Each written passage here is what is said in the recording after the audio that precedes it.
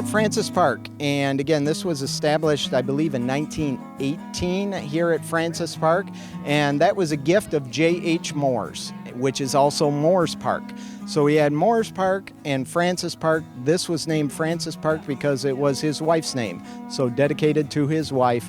And then in 1960, there was talks about getting a rose garden, and that is where the Present family donated some money for that, and 63 years ago tomorrow, June 22nd, 1961, I believe, this was dedicated as the Rose Garden to the city of Lansing. And so we are here today because we did a grand reopening of that, not just because it was that many years ago, but because of all the changes that we did. Adding ADA accessibility to this, allowing the Brides Walk here, again, because when the irrigation is running and everything is going in the Rose Garden area, to be able to walk down this without sinking into the ground, to be able to have that ADA accessibility to the site when you're talking about individuals with mobility issues that may be coming for a wedding, for instance, that was important to us. And then to add color and enhance the plants, again, that were in here. Some of them had some die off for various reasons. We added plants to that and added some benches for seating. So really the place that we have always known as far as the Rose Garden and Francis Park, that destination park here in the city of Lansing, just to have those enhancements to be able to continue this on for years to come, hopefully 60 or more, as far as this being a place where people come to gather, not only for weddings or graduation parties. We also have areas of the park for active recreation. This is more of a passive space, and to have a formal garden area where you can look at the plants and the colors and the different variety that we have here, to be able to enjoy the walk in just a short few steps away from me here overlooking the Grand River is really, it's one of the most phenomenal views that we have in Lansing of the Grand River, right at the outlook here, or excuse me, at the overlook here at Francis Park. So we're excited about that. We're excited about all the people that came together to donate funds to the city to help get this project going. The grant funds from the state of Michigan, Department of Natural Resources through the Passport Grant. That again, you know, everybody talks about how the Passport Grant is able to fund people getting into the state parks for free, but it also provides funding for local units of government like the city of Lansing to be able to apply for funds for projects such as this. So big day here in Lansing. We're excited about it, and we're excited about the future and how that will be around for many years to come. So we need you to come on out and join us here at Francis Park. Again, this is a very diverse park.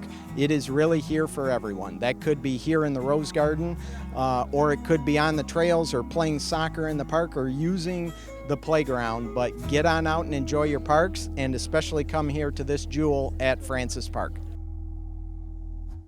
Good afternoon and welcome. Welcome to Francis Park. And we're glad that the weather held off today. Not a bright sunshiny day, but I don't know that we need that with all this humidity here. But welcome to Francis Park and to the Rose Garden. I just wanted to talk a little bit about the history of this first. So it was 63 years ago tomorrow that this Rose Garden was dedicated. And so we had, and that was dedicated to William and Hattie and the Present family. That was on June 22nd, 1961, as the Memorial Rose Garden. Mr. Present was the president of Daniels Jewelry Company Incorporated and a vigorous civic worker. Both he and his wife Hattie had two strong loves. One for the city of Lansing, in which they resided, and the other for their hobby of raising roses. The original garden was made possible with a cash gift of $5,000 to the Lansing Park Board, and it featured 20 rose beds displaying 87 varieties and over 1,000 plants. And this was in Moores Park, in Francis Park. And why is it Francis Park? It was donated by J.H. Moores, dedicated to his wife, whose name was Frances. And he gave the land to the city in 1918 and set up a trust to develop that in 1955. When the trust had grown to over $100,000, that's when this was established in terms of the Rose Garden here.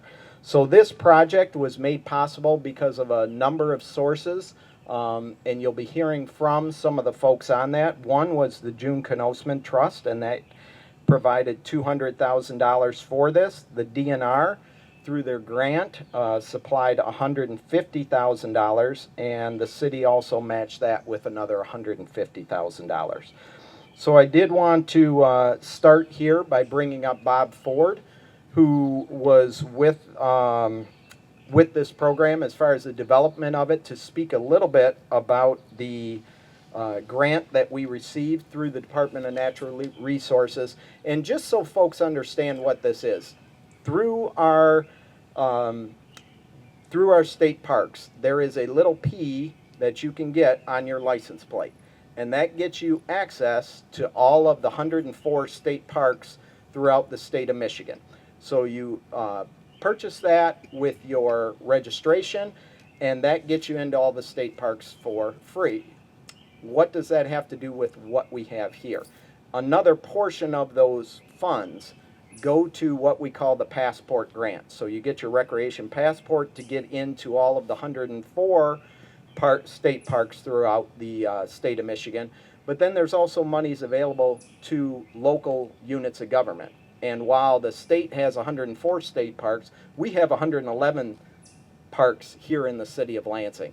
So to be able to have some of that money contributed back to the locals through the grant program is something that we truly appreciate. So I wanted to bring up Bob Ford from Spalding to Decker to talk a little bit about the project and especially about how those grant funds were used. Bob? Thank you, Brett. It's a pleasure to be here today, and just want to thank everybody for coming out. I'm a landscape architect, and we have been in Lansing for over 40 years. My previous firm was Landscape Architects and Planners, and I recently have joined Spalding de Decker. Joni is here with me. Joni Slusky with Juno Solutions was my partner in the renovation of Francis Rose Garden, in addition to the city and the maintenance crews who really helped bring this to fruition, along with Laux Contracting, who's here today, and they did the construction. And thank you very much for all of your assistance and help throughout that process. Linda and Gordy Howe are also here. Hall are here today, and they are the representatives for the Knosman's Trust, and they oversaw how those funds were going to be utilized in beautifying the garden. This is I knew June too, and she was just a wonderful person. We're so grateful for her contributions to this park. In the beginning, when we started this process, we didn't know whether this was going to be reconstruction, restoration, or something in between. It turned out to be a wonderful restoration. And as Joni and I worked on this project with everybody, we were trying to figure out what was the heart and soul of this project. Well, obviously it was June, but it was also a lot of other people that stood in front and behind June in bringing this together. We wanted to preserve the essence of the park and go back to that 1961 plan, which we found a little bit of and tried to mimic as best we could. But there is one thing that I must admit that I lobbied for heavily, and that is the Bride's Walk, in which you're standing on now. I have 3 daughters. 2 of the 3 were married at this very spot. So I not only had a little bit of professional involvement, I had a personal stake in the game. And the one thing that I noticed as we had celebrations in the past is that the ladies in particular would wear high-heel shoes. And they would come down the walkway. Well, there wasn't a walkway, it was a lawn. And guess what would happen after the sprinklers shut off? They sink. Exactly. The shoe stuck in the ground, and now we have a barefoot bride.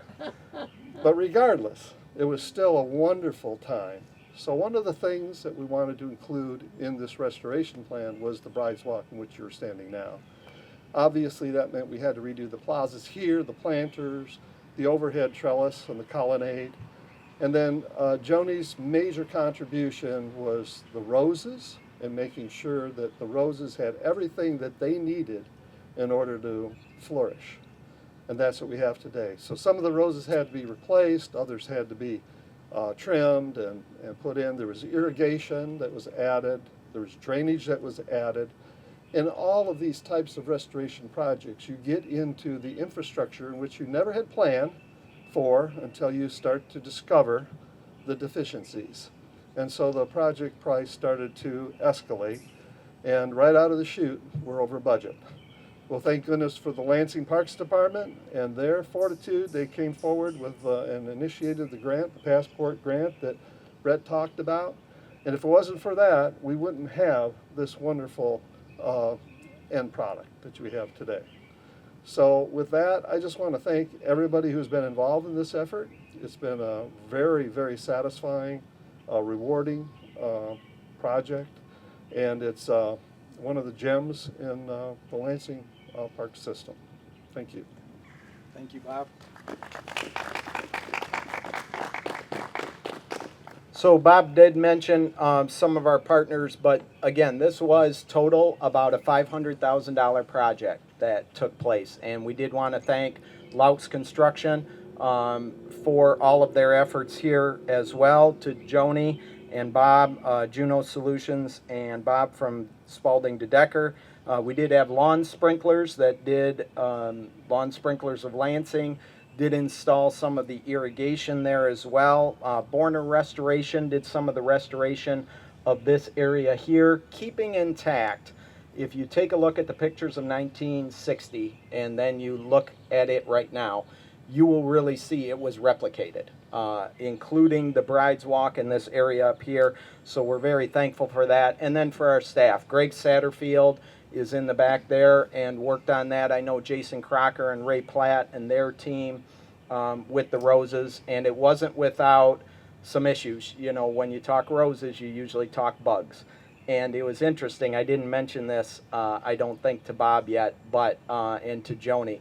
But in 1960, a year after they put this in, they had to pull 100 roses because of problems that they had.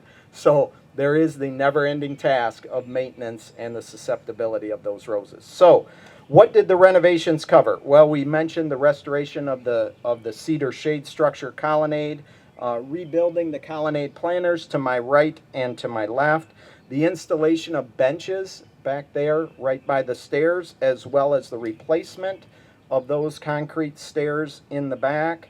And then there was the colored stamped concrete and the path that you're on there. We also had some precast planters going in on the east side there, right by those steps. And then the big thing, I think, really improving accessibility to this. So if you take this from where I'm standing all the way back around, this leads right to the parking lot. And so for individuals with disabilities or those with mobility challenges, to be able to be right here for the events that take place is really something, and we're very proud of that. And then also with the grading, if you look to the east there and how high that is compared to this corner over here, working with the drainage of this to make sure that it drains properly was also a big thing. So 4 service berries were relocated along with 44 roses. We installed 74 roses, 69 shrubs, 39 perennials, and 272 annuals on this project. So a lot of work in that garden. And right now I did want to bring up Gordon and Linda Hall. And they are going to talk a little bit about this project because there were lots of, come on up, there were lots of meetings that took place, lots of discussions, and we knew that we would get to this day, but it's finally here. So thank goodness for that. So. Hi, as Brett mentioned, my name is Linda Hall, and this is my husband, Gordon Hall. And the reason we're representing June is because June was my sort of stepmother. June and my dad lived together for 20 years, never married, but lived together, and so June became very much a mother figure to me and definite family. June loved Francis Park. We'd like to talk a little bit about June, just to either remind you of her, because many of you here had met her, but some maybe have never met her. She lived actually on Cambridge Road over here and just loved the park. She took great pleasure in being here and watching what happened in the comings and goings and the changes of the park, and loved to be a part of that. June was larger than life. She had a very creative mind, and she had big ideas. June never thought in the box. June was always out of the box. And she had bright red hair, and she had a tremendous amount of sparkle. And she loved beauty. So everything around her, her intention was to make those things around her beautiful. She was an accomplished flower show judge, and she also was a very skilled interior designer and a skilled gardener. I think for those of you who may have known June, in addition to being larger than life and having positive qualities, she was also uncompromising and demanding. I can see, I know about that. She could be a challenge. But she, as Linda said, loved Francis Park. Years before she died, she was unhappy with the chain link fence that surrounded the part of the park where I'm pointing. Sorry. And so she put up money for its replacement to a beautiful, it doesn't do it service to call it a fence, because it's nicer than that. And so that was really the start of her. I think that laid the groundwork for what she subsequently did by making the donation for the refurbishment of this rose garden. Later, when she was not ambulatory, she used to come over here in either a golf cart or a car, and in that uncompromising way, she would go like this to Ray to get him over to tell him what to do in the park. And sometimes she would also do that with Brett. But her heart was always in the right place. I will say one time she and one of the caregivers, Val, I think, Vonda, went up the handicap ramp to the overlook, and they got stuck. They did get out, but I'm sure June was wasn't driving the cart, but she was telling Val where to go. I must add, she also liked champagne and pinch bottle scotch. For those who didn't hear, she said June loves champagne and pinch bottle scotch. We should have brought that. Yeah. We began this design project thinking it would take a year or two, and then of course COVID hit. So as a result of it, we spent quite a long time with Brett and with Joni and with Bob on Zoom calls, and realized that this project was going to take some time. We had to recover financially from COVID, because the prices from the beginning of when we started thinking of it and then after COVID changed dramatically. And it was also a great surprise that there was so much infrastructure to fix. I kept on saying, whoa, where's the money for the roses? Because everything else needed to be fixed as well. But hopefully this will mean the park is good for another 60 years. We got to return to Lansing because it took so long. And what's very charming to us is that we love it here, that we no longer have blood relatives here, but we do have wonderful people like caretakers that took care of June. We have Georgia Curry, who lives in the neighborhood, who's a dear friend of June. Other neighbors have showed up, garden club members, neighbors. It's so lovely to see everyone, because we feel as if you are our Lansing family. You are why we come back and feel very much at home here and feel like this is a very, very, very, very, very special place. Not to mention, it's luckily there probably are some other things we might do with the garden, because I can't live without Brett and Joni and Bob. Yeah, just to dig a little further on that, we've really enjoyed our working with Brett and with Joni and with Bob, and our annual or even twice a year trips back to Lansing. It's been a blast. We always go out to dinner with Georgia, and we see many of the caregivers. We all got together last August. It's been a treat. It really has. And if we had a pinch bottle of scotch or a champagne, we could raise a toast to June, because sometimes it takes a pain in the neck, but somebody who has real vision, real drive, and wants to see a better, clean up her corner of the world, and she really did that. So maybe the biggest thank you should go to June Knosman, who really was the driver for this project. Thank you all for coming. This one takes a Yes, thank you so much for being here. Okay, I did want to recognize a few more folks. One is our Lansing Park Board folks. I see Isaac Francisco, Kirsten Walters, and I know Joan is up here as well.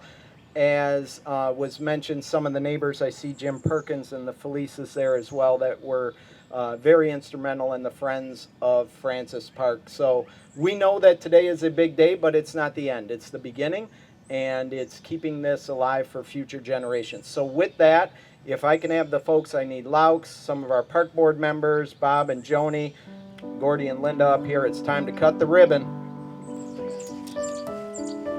Plenty of scissors right back here. Yes.